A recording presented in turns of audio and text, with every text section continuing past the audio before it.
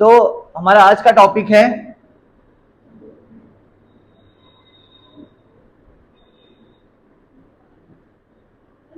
Electron affinity. Continue कर रहे हैं।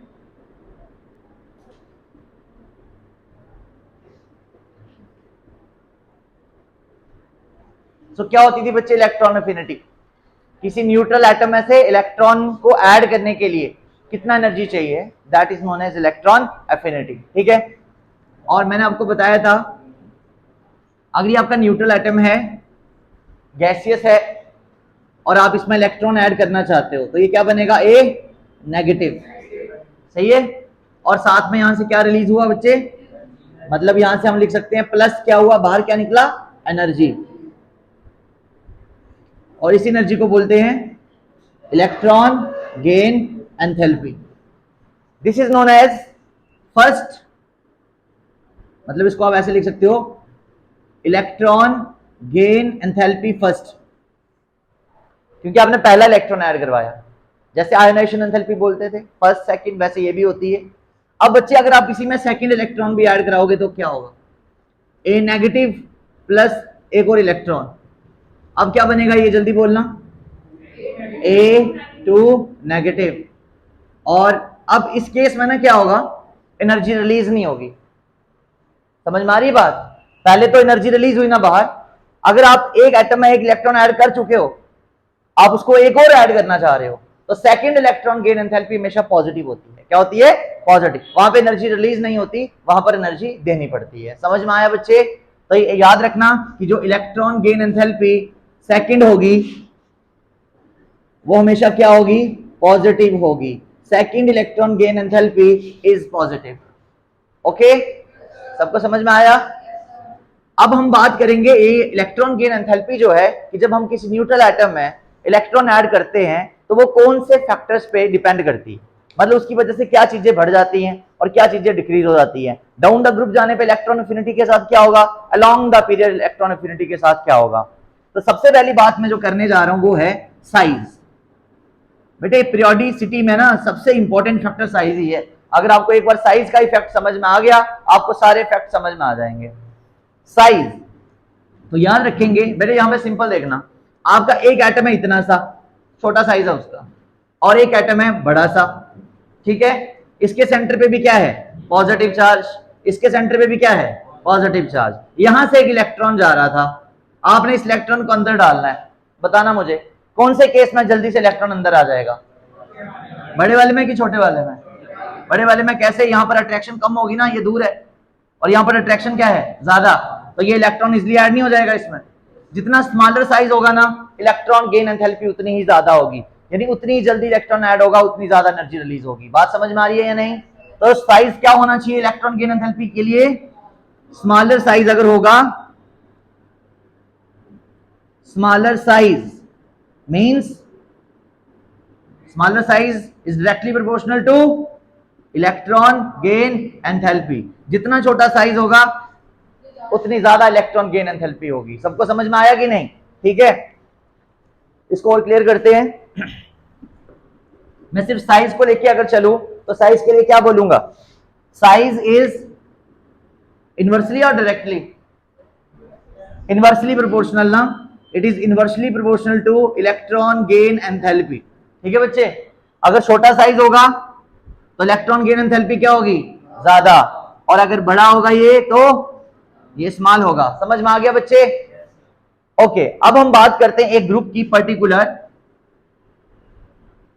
That is your fluorine, chlorine, bromine and iodine. ये क्वेश्चन बार बार सीबीएसई में पूछा जाता है। ठीक है, और एंट्रेंस में भी आता है ये क्वेश्चन, याद रखना, this is very important question. Fluorine, chlorine, bromine and iodine. बच्चे डाउन द ग्रुप क्या होता है? साइज बढ़ता है। अगर साइज बढ़ेगा तो इलेक्ट्रॉन गेन एंथैल्पी की वैल्यू क्या हो जाएगी? कम हो जाएगी। इसका मतलब सबसे कम इलेक्ट्रॉन गेन एंथैल्पी किसकी होगी? आयोडीन की, फिर ब्रोमीन, फिर क्लोरीन, और फिर फ्लोरीन। फ्लोरीन की इलेक्ट्रॉन गेन एंथैल्पी क्या है? सबसे, बेटे फ्लोरीन का साइज सबसे स्मॉल है ना, डाउन द ग्रुप साइज बढ़ रहा है। मैंने अभी बताया अगर साइज छोटा होगा तो इलेक्ट्रॉन गेन एंथैल्पी ज्यादा होगी। तो फ्लोरीन का साइज सबसे स्मॉल है ना, है कि नहीं? तो उसकी इलेक्ट्रॉन गेन एंथैल्पी सबसे क्या होगी? ज्यादा होनी चाहिए। फ्लोरीन की इलेक्ट्रॉन गेन एंथैल्पी सबसे ज्यादा होनी चाहिए क्योंकि उसका साइज क्या है? स्मॉल। तो ऑर्डर क्या होना चाहिए? फ्लोरीन, क्लोरीन, ब्रोमीन और आयोडीन। आप इसका आंसर क्या दे सकते हो कि जो साइज है फ्लोरीन इज स्मॉल, फ्लोरीन का साइज सबसे छोटा है, so it's electron gain enthalpy is large, high. ठीक है, लेकिन ना ऐसा आंसर नहीं है। यहां पे और यहां पर फ्लोरीन की ज्यादा होनी चाहिए थी लेकिन क्लोरीन की ज्यादा होती है। समझ में आया? यहां पर एक क्या है? एक्सेप्शन आ जाती है कि फ्लोरीन से ज्यादा electron affinity, electron gain enthalpy chlorine की है। किसकी है? क्लोरीन की। Instead of the smaller size of the fluorine, fluorine का साइज छोटा होने के बावजूद भी क्लोरीन की इलेक्ट्रॉन गेन एंथैल्पी ज्यादा है, फ्लोरीन की नहीं है। तो ऐसा क्यों होगा? देखो, अगर हम लोग फ्लोरीन की बात करें तो फ्लोरीन का एटॉमिक नंबर है 7, सॉरी 7 नहीं 9, 7 इसके बैलेंस इलेक्ट्रॉन्स हैं। न्यूक्लियस, ये पहला शेल आ गया, इसमें 2 इलेक्ट्रॉन्स हैं, और ये सेकंड शेल आ गया, इसमें कितने हैं? 7, 3, 4, 5, 6 एंड 7। और अगर हम लोग क्लोरीन की बात कर लें तो क्लोरीन का एटॉमिक नंबर है 17, उसमें एक शेल और बढ़ जाता है। पहले शेल में कितने इलेक्ट्रॉन है? 2, सेकंड शेल में कितने हैं? 8, 2, 3, 4, 5, 6, 7, 8, और नेक्स्ट वाले में कितने हैं? 7, 1, 2, 3, 4, 5, 6 एंड 1, 7। ध्यान से समझना।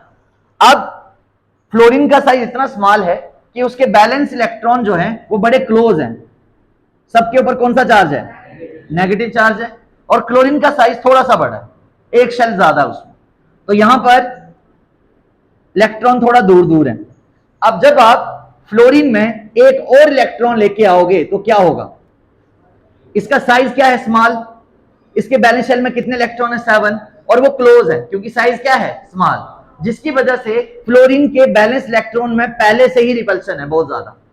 फ्लोरीन के बैलेंस शेल स्मॉल होने की वजह से उसके इलेक्ट्रॉन इतने क्लोज हैं कि उनमें पहले से आपस में ही क्या हो रही है? रिपल्शन हो रही है, जिसको बोलते हैं हम लोग इंटर इलेक्ट्रॉनिक रिपल्शन। क्या बोलते हैं बच्चे? Inter electronic repulsion. जिसकी वजह से जैसे ही ये इलेक्ट्रॉन यहां पे आएगा उसको इतनी रिपल्शन मिलेगी कि एटम बिल्कुल स्टेबल नहीं रहेगा। मतलब थोड़ा डिफिकल्ट है इलेक्ट्रॉन को ऐड करवाना। समझ में आया? बच्चे बताना, फ्लोरीन के केस में इलेक्ट्रॉन को ऐड करवाना थोड़ा डिफिकल्ट क्यों है? क्योंकि फ्लोरीन का साइज स्मॉल है, और स्मॉल साइज होने की वजह से क्या होगा? इलेक्ट्रॉन बिल्कुल क्लोज क्लोज होंगे, और इलेक्ट्रॉन में पहले से ही क्या हो रहा है? रिपल्शन। क्या बोलते हैं उस रिपल्शन को? इंटर इलेक्ट्रॉनिक रिपल्शन, जिसकी वजह से इतना इजीली इलेक्ट्रॉन ऐड नहीं होगा। लेकिन अगर हम बात करें क्लोरीन की, तो क्लोरीन का साइज थोड़ा सा बड़ा हो चुका है, हो चुका है या नहीं? और थोड़ा बड़ा साइज होने की वजह से इसमें जो इलेक्ट्रॉन है वो ऐड हो सकता है। तो एक्चुअल ऑर्डर क्या आएगा बच्चे? सबसे पहले क्लोरीन, फिर फ्लोरीन, फिर ब्रोमीन, और फिर iodine. This is the actual order of electron gain enthalpy in case of group number 17 that are known as halogens. और ये क्वेश्चन बहुत ज्यादा इंपॉर्टेंट है। ठीक है, समझ में आया आपको क्वेश्चन ये?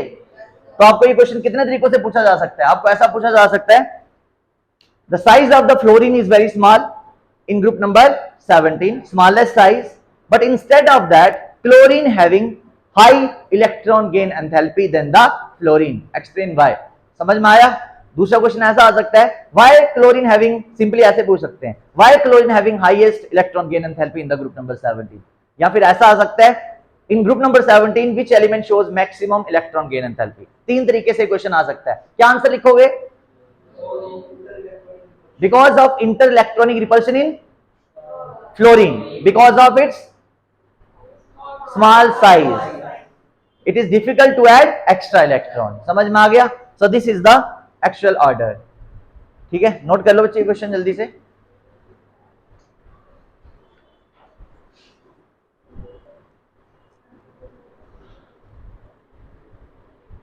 सो आ जाते हैं बच्चे सेकंड फैक्टर पे। सेकंड फैक्टर जिसके ऊपर इलेक्ट्रॉन गेन एंथैल्पी डिपेंड करती है, कौन सा था? Shielding effect. ये मैंने आपको बहुत अच्छे से समझाया था, अब आप बताओगे क्या होगा? Shielding effect.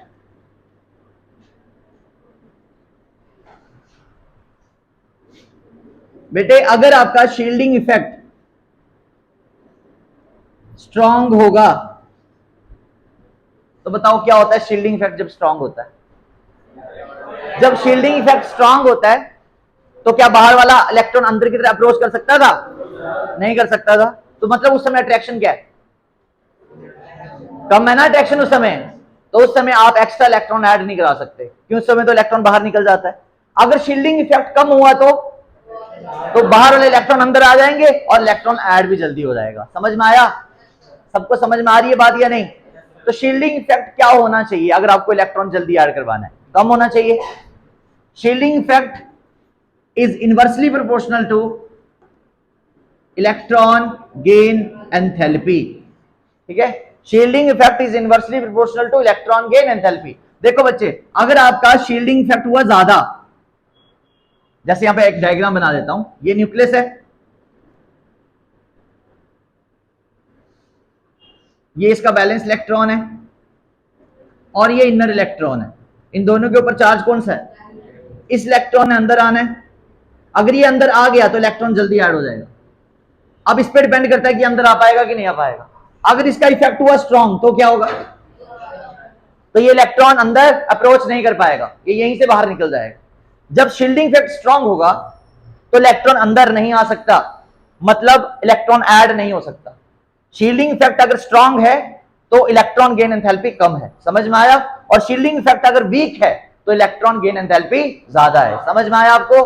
बहुत सिंपल से ये बात कि अगर आपको एक्स्ट्रा इलेक्ट्रॉन को ऐड करवाना है तो अट्रैक्शन क्या होनी चाहिए? ज्यादा। अट्रैक्शन तभी ज्यादा होगी जब बीच वाला ऑर्बिटल पार्टिसिपेट ना करे, बीच वाला इलेक्ट्रॉन उसको रिपेल ना करे। समझ में आ गया? सो इलेक्ट्रॉन गेन एंथैल्पी कम होनी चाहिए। अगर आपको इलेक्ट्रॉन गेन एंथैल्पी क्या होनी चाहिए? सॉरी, इलेक्ट्रॉन गेन एंथैल्पी ज्यादा कब होगी? जब शील्डिंग इफेक्ट कम होगा। तो शील्डिंग इफेक्ट और इलेक्ट्रॉन गेन एंथैल्पी आपस में इनवर्सली रिलेशन है। लिख लीजिए इसको, lesser the electron gain enthalpy means lesser the electron gains enthalpy means stronger is the shielding effect. Stronger is the shielding effect. समझ में आया ये पॉइंट आपको? जल्दी से नोट करो इसको।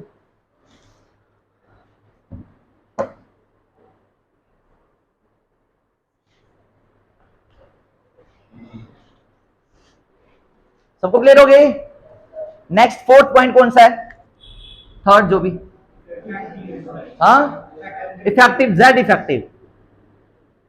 इसको बोलते हैं इफेक्टिव न्यूक्लियर चार्ज। इसका आंसर भी आप ही दोगे मुझे, देखना बच्चे ध्यान से। अगर आपके पास एक एटम है ये और एक एटम है ये, इसके न्यूक्लियस पे चार्ज है 5 पॉजिटिव, एग्जांपल ले रहा हूं, और इसके न्यूक्लियस पे चार्ज है 10 पॉजिटिव, और यहां से इलेक्ट्रॉन को अट्रैक्ट करना है, अंदर ऐड करवाना है। बताओ मुझे कौन से केस में जल्दी इलेक्ट्रॉन ऐड होगा? यहां पर 10 इलेक्ट्रॉन थे, सॉरी 10 प्रोटॉन्स थे, और यहां पर 5 प्रोटॉन्स थे। न्यूक्लियस का चार्ज कहां ज्यादा है? न्यूक्लियस का चार्ज होता क्या है? न्यूक्लियस का चार्ज होता है प्रोटॉन्स, पॉजिटिव चार्ज। तो यहां पर 10 है और यहां पर 5 है। समझ में आ गया आपको? तो ये वाला एटम इस इलेक्ट्रॉन को जल्दी ऐड करवा सकता है। इसका मतलब जितना ज्यादा न्यूक्लियर चार्ज होगा उतना ही ज्यादा जल्दी इजिली इलेक्ट्रॉन ऐड होगा और उतनी ही ज्यादा इलेक्ट्रॉन गेन एंथैल्पी होगी। तो इसका मतलब क्या हुआ कि Z effective is directly proportional to the electron gain enthalpy. आप इसको इलेक्ट्रॉन एफिनिटी भी बोल सकते हो। ठीक है, तो जितना ज्यादा इफेक्टिव न्यूक्लियर चार्ज होगा उतना ही ज्यादा इलेक्ट्रॉन गेन एंथैल्पी भी होगा। समझ में आया बच्चे? तो आप यहां पे ऐसे लिख सकते हो, greater effective nuclear charge means more attraction. ज्यादा अट्रैक्शन मतलब इलेक्ट्रॉन जल्दी ऐड हो जाएगा। ठीक है बच्चे? तो ये था तीसरा पॉइंट, जेड इफेक्टिव। कितने पॉइंट हमने अभी तक डिस्कस किए जिनके ऊपर आपकी इलेक्ट्रॉन गेन एंथैल्पी डिपेंड करती है? 3 पॉइंट्स। कौन से 3 पॉइंट्स? पहला क्या था? साइज। तो क्या था साइज के साथ रिलेशन? इनवर्सली। साइज छोटा तो इलेक्ट्रॉन गेन एंथैल्पी ज्यादा। दूसरा फैक्टर कौन सा? Shielding effect. शील्डिंग इफेक्ट अगर ज्यादा है तो इलेक्ट्रॉन गेन एंथैल्पी कम है, वो भी इनवर्स रिलेशन शो करता है। थर्ड कौन सा था? Effective nuclear charge. अगर इफेक्टिव न्यूक्लियर चार्ज ज्यादा है तो इलेक्ट्रॉन गेन एंथैल्पी भी ज्यादा है। समझ में आ गई बच्चे बात? ठीक है, 3 फैक्टर हमारे क्लियर हो गए। 4th फैक्टर था स्टेबल इलेक्ट्रॉनिक कॉन्फ़िगरेशन। हाँ जी बोलो, ये और ये इफेक्टिव न्यूक्लियर चार्ज ज्यादा होने का मतलब क्या है कि न्यूक्लियस के अंदर पावर ज्यादा है। न्यूक्लियस के अंदर अगर पावर ज्यादा होगी तो बाहर वाले इलेक्ट्रॉन को जल्दी खींच लेगा और वो जल्दी अट्रैक्ट करेगा, तो इलेक्ट्रॉन ऐड हो गया ना। तो इलेक्ट्रॉन ऐड करवाते वक्त जो एनर्जी रिलीज होती है उसी को तो कहते हैं इलेक्ट्रॉन गेन एंथैल्पी। तो अगर न्यूक्लियस के अंदर का चार्ज ज्यादा है तो वो इजीली इलेक्ट्रॉन को खींच पा रहा है ना, तो एनर्जी ज्यादा रिलीज होगी, that is known as electron gain enthalpy. समझ में आ गया? 4th फैक्टर है स्टेबल इलेक्ट्रॉनिक कॉन्फ़िगरेशन। कौन सा? Stable electronic configuration. अब हम उस पर बात करेंगे। ये मिटा दो बच्चे, ओके।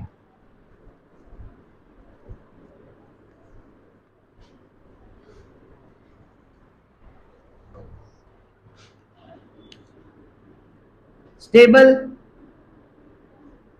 Electronic configuration. हमारे पास एक एटम है लाइक नियॉन लिखता हूं मैं। नियॉन का एटॉमिक नंबर कितना है? आप इसकी इलेक्ट्रॉनिक कॉन्फ़िगरेशन लिखो, क्या आएगी बच्चे? 1s2 2s2 2p6।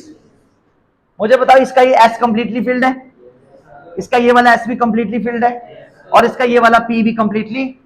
क्या ये स्टेबल इलेक्ट्रॉनिक कॉन्फ़िगरेशन है? बच्चे स्टेबल इलेक्ट्रॉनिक कॉन्फ़िगरेशन वो होती है जिसमें सारे ऑर्बिटल कंप्लीटली फिल्ड हो। समझ में आया? ये फिल्ड है ना पूरा। इसका मतलब इसमें से अगर आपने इलेक्ट्रॉन ऐड करवाना है तो आप नहीं करवा पाओगे। समझ में आया? यहां पर आपकी इलेक्ट्रॉन गेन एंथैल्पी की वैल्यू 0 होगी। कितनी होगी? 0। समझ में आ गया? अब अगर आपके किसी एटम में बैलेंस शेल में हाफ फिल्ड हो, क्या हो? हाफ फिल्ड हो, तो क्या होगा? लाइक मैं लेता हूं आपका नाइट्रोजन। क्या आएगा नाइट्रोजन का electronic configuration? 1s2 2s2 and 2p3। p में कितने इलेक्ट्रॉन है? 7 होता है ना नाइट्रोजन का, और नियॉन का 10 था। p में कितने इलेक्ट्रॉन है? 3। क्या वो स्टेबल है? स्टेबल का मतलब या तो फुली फिल्ड या तो हाफ फिल्ड। ये हाफ फिल्ड है। इस केस में भी इलेक्ट्रॉन को जो ऐड करवाना है वो क्या है? डिफिकल्ट है। बात समझ में आई? इलेक्ट्रॉन को ऐड करवाना डिफिकल्ट है। क्लियर हुआ या नहीं? अब एक और कोई एग्जांपल ले लो, जैसे कि हम लेते हैं, एक कंपैरिजन करते हैं। ठीक है, मैं कंपैरिजन करता हूं इसमें लेस होगी, लेस में भी 0। ठीक है, स्कैंडियम, टाइटेनियम, वैनेडियम, क्रोमियम और मैंगनीज। मुझे बताओ क्रोमियम और मैंगनीज में से अगर आप दोनों में इलेक्ट्रॉन को ऐड करवाना चाहो तो किस में इलेक्ट्रॉन जल्दी ऐड होगा? बताना जरा। क्रोमियम का 4 है ना, ये होता है आपका क्रोमियम 3d5 एंड 4s1। और मैंगनीज क्या होता है? 4s2 and 3d5। दोनों में से ज्यादा स्टेबल इलेक्ट्रॉनिक कॉन्फ़िगरेशन कौन सी है? मैंगनीज की है ना स्टेबल। s कंप्लीटली फिल्ड है और d हाफ फिल्ड है। ये भी स्टेबल है, ये हाफ फिल्ड है और ये भी हाफ फिल्ड है, लेकिन ज्यादा स्टेबल ये है ना। तो जो ज्यादा स्टेबल होगा उसमें इलेक्ट्रॉन को ऐड करवाना ज्यादा डिफिकल्ट है। बात समझ में आ गई बच्चे? तो इलेक्ट्रॉनिक कॉन्फ़िगरेशन का क्या रिलेशन निकलता है? Stable the electronic configuration, it is difficult to add the electron, so lesser is the electron gain enthalpy. बताओ इलेक्ट्रॉन गेन एंथैल्पी और इलेक्ट्रॉनिक कॉन्फ़िगरेशन का क्या रिलेशन है? Stable electronic configuration is inversely और डायरेक्टली। अगर आपकी इलेक्ट्रॉनिक कॉन्फ़िगरेशन स्टेबल होगी तो इलेक्ट्रॉन गेन एंथैल्पी कम होगी ना। इसका मतलब इलेक्ट्रॉन गेन एंथैल्पी स्टेबल होगी तो इलेक्ट्रॉन गेन एंथैल्पी कम होगी, और अगर अनस्टेबल होगी तो इलेक्ट्रॉन गेन एंथैल्पी ज्यादा होगी। बात समझ में आ गई? ये थे हमारे 4 फैक्टर्स जिनके ऊपर इलेक्ट्रॉन गेन एंथैल्पी डिपेंड करती है। बताना जल्दी से चारों के चारों फैक्टर्स मुझे। पहला फैक्टर, अब सिर्फ इतना बताना, डायरेक्ट है, इनवर्स है। ठीक है, साइज इनवर्स है, बड़ा size come electron gain enthalpy and smaller size more electron gain. दूसरा फैक्टर शील्डिंग इफेक्ट। अगर शील्डिंग इफेक्ट कम है, इनवर्स रिलेशन था ना, इनवर्स का तो आपको मतलब पता चल गया। Third Z effective, effective nuclear charge, जितना ज्यादा उतना ज्यादा electron gain enthalpy. Last stable electronic configuration, inverse relation show करती है इलेक्ट्रॉन गेन एंथैल्पी के साथ। ये सबको समझ में आ गया? अब हम लोग करेंगे इसके कुछ क्वेश्चंस। ठीक है, ये जितने भी हमने एक चीज छूट गई इसमें, डाउन द ग्रुप और अलोंग द पीरियड क्या होगा ये बताओ। डाउन द ग्रुप जाने पे साइज क्या होता है? बढ़ता है। तो इलेक्ट्रॉन गेन एंथैल्पी की वैल्यू कम होगी। अलोंग द पीरियड जाने पे साइज डिक्रीज करता है, तो इलेक्ट्रॉन गेन एंथैल्पी की वैल्यू बढ़ बढ़ेगी। समझ में आ गया बच्चे? विद फ्यू एक्सेप्शंस, और क्वेश्चंस में वो एक्सेप्शंस आपको करवाऊंगा, ठीक है? नोट कर लो बेटे। अभी हम लोग बात कर रहे हैं इनके एप्लीकेशंस की, ठीक है? इलेक्ट्रॉन एफिनिटी की 4 एप्लीकेशंस हैं। पहली एप्लीकेशन कौन सी थी? पहले मैं यहां लिखता हूं, electron gain enthalpy, electron affinity. It is directly proportional to oxidising power. It is directly proportional to oxidising power. ऐसे ही पॉइंट्स में आप इसको लर्न कर लेना। इलेक्ट्रॉन गेन एंथैल्पी is also directly proportional to reactivity. Third, electron gain enthalpy कौन सा था? एक और एप्लीकेशन इसका, इलेक्ट्रोनेगेटिविटी।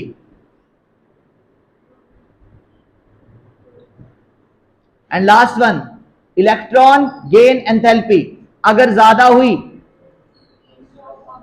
तो जो ऑक्साइड बनेंगे और हाइड्रोक्साइड बनेंगे वो आपके एसिडिक नेचर के होंगे। ये 4 प्रॉपर्टीज हैं, इसकी एप्लीकेशंस हैं ये 4, ठीक है? और आप इसको समझ सकते हो बहुत अच्छे से। बताओ क्या क्या है ये?